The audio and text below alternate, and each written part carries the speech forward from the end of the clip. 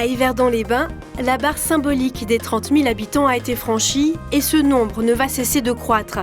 Pour traiter les 450 litres d'eau usée générés chaque jour par habitant, il faut impérativement moderniser une station d'épuration déjà sexagénaire, une installation sous-dimensionnée et incapable de répondre aux défis actuels et futurs. Pourquoi est-il nécessaire de rénover la STEP ? C'est ce que nous allons tenter de comprendre dans cette première vidéo. Les travaux ont débuté au printemps 2018, ils devraient se terminer en 2024. Une rénovation triplement nécessaire. On refait cette STEP aujourd'hui pour différentes raisons. Une, au point de vue démographique, elle était prévue pour 45 000 équivalents habitants et on va reconstruire pour 65 70 000 équivalents habitants. Ça, c'est la première des raisons. Deuxième des raisons, c'est qu'elle a 60 ans, donc elle mérite un lifting pratiquement général. Et puis, la troisième raison, c'était que la Confédération et le canton vont subventionner les STEP pour l'élimination des micropolluants. Toutes les STEP du bassin versant de l'Arnon viendront connecter via Grandson sur la STEP d'Yverdon. Les avantages de régionaliser une STEP, ils sont multiples. Il y a d'abord l'avantage d'échelle, ça veut dire l'optimisation des processus qu'on peut mettre en place. Avoir une STEP qui est performante avec un grand nombre d'équivalents habitants, ce qui veut dire qu'on diminue aussi les coûts au niveau de l'investissement. Et puis on diminue les coûts en termes d'exploitation puisqu'on a du personnel qui est là. On n'a pas besoin forcément d'augmenter par rapport au nombre d'équivalents habitants. Par contre, on a les compétences, le système de management qui est en place, qui peut profiter à toutes les communes. Vous l'aurez compris, rénover la STEP d'Yverdon était devenu indispensable. En préambule, plongeons-nous dans les différentes étapes suivies par les eaux usées, de leur entrée dans la station d'épuration, jusqu'à ce qu'elle soit rejetée dans le lac. La première étape, c'est on va éliminer tout ce qui est grossier, donc tout ce qui est chiffon, il y a toutes sortes de déchets, on ne va pas tous les énumérer, mais il y en a énormément qui ne devraient pas être là d'ailleurs. Donc c'est un dégrillage, dégrossissage de l'eau. Pour nous, par exemple, ça représente 120 tonnes de déchets par année. Ensuite, vous avez la décantation primaire. Là, on va extraire tout ce qui est flottant, les grandes particules entre 1 et 4 mm, par exemple, qui vont décanter. Ça, c'est les boues primaires. Les boues primaires qui sont ensuite directement évacuées dans le digesteur.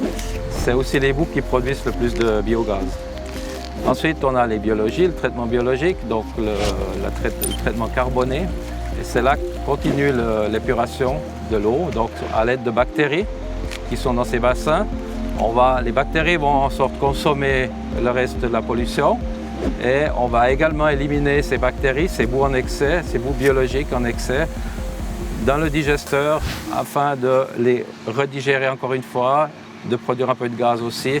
Et ensuite, on a un décanteur final et on va vers l'exutoire.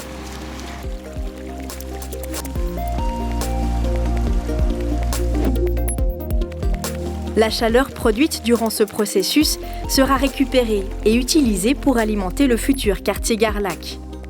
Durant toute sa rénovation, la STEP continuera à fonctionner normalement grâce à une bonne anticipation du chantier. Pour pouvoir débuter cette nouvelle STEP, il a fallu faire des travaux préparatoires de fiabilisation de la filière boue, aussi du système de commande. Donc ces 5 dernières années, on a investi environ 6 millions pour ces travaux. Certains sont encore en cours puisqu'on doit attendre des choix définitifs pour les terminer, mais toute la filière boue et le système de gestion pendant la durée des travaux a été fiabilisé, y compris sur la filière traitement biologique. D'ordinaire, une STEP fonctionne en jouant sur 2 lignes de traitement. Une redondance qui assure que le travail puisse être fait même en cas de panne sur l'une d'entre elles. Pour se permettre de fonctionner sur une seule ligne durant toute la durée du chantier, il a d'abord fallu la rendre le plus sûre possible. Alors on a dû refaire cette filière biologie, donc traitement de l'eau, ou plutôt augmenter ses performances et la fiabiliser, puisqu'on n'a plus qu'une chaîne qui est en activité maintenant. Et puis cette chaîne, on peut dire qu'elle n'a pas le droit à l'erreur, puisqu'on n'a pas une solution de secours par rapport à l'autre chaîne qui a été démolie avant le début des travaux. Donc c'est important pour nous qu'on ait amélioré la robustesse et les performances de cette chaîne qui doit rester en place jusqu'en 2022. Dans un premier temps, donc, nous allons construire des nouveaux bassins, 2 lignes, avec 2 nouveaux décanteurs primaires pour l'extraction de la matière organique. Et ces 2 premières lignes devraient être mises en service en juin 2020. Cette première mise en service nous permettra de commuter l'eau qui est actuellement traitée sur cette ligne-là, sur les 2 nouvelles lignes, et ensuite démolir la ligne actuelle et construire 2 lignes supplémentaires.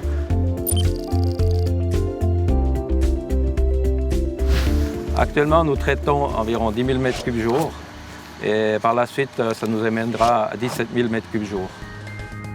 La rénovation permettra donc d'augmenter la capacité de la steppe, mais aussi d'améliorer la qualité de l'eau rejetée dans le lac grâce à l'introduction d'un traitement des micropolluants. Les steppes n'arrivent pas à traiter les micropolluants aujourd'hui. Il y a des subventions qui sont générées sur 20 ans pour construire les installations. Ça nous permettra de capter ou d'enlever les micropolluants, c'est-à-dire les médicaments, les cosmétiques, les biocides, les produits industriels.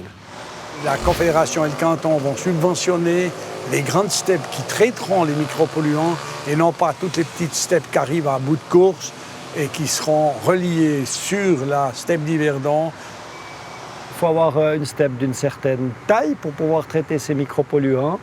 Donc, on incite les petites communes à ne pas rénover leur steppe, mais au contraire à se mettre ensemble pour aller dans une steppe qui a une importance régionale. Modernisée, régionalisée, perfectionnée, la future station d'épuration d'Yverdon-les-Bains permettra dès 2024 de répondre aux défis du futur. Une mue indispensable pour laquelle les communes concernées vont dépenser 31 millions de francs, dont 19 à la charge d'Yverdon-les-Bains. Dans un prochain reportage, nous vous dirons quelles sont les communes qui vont rejoindre la steppe d'Yverdon et ce que cela changera pour elles.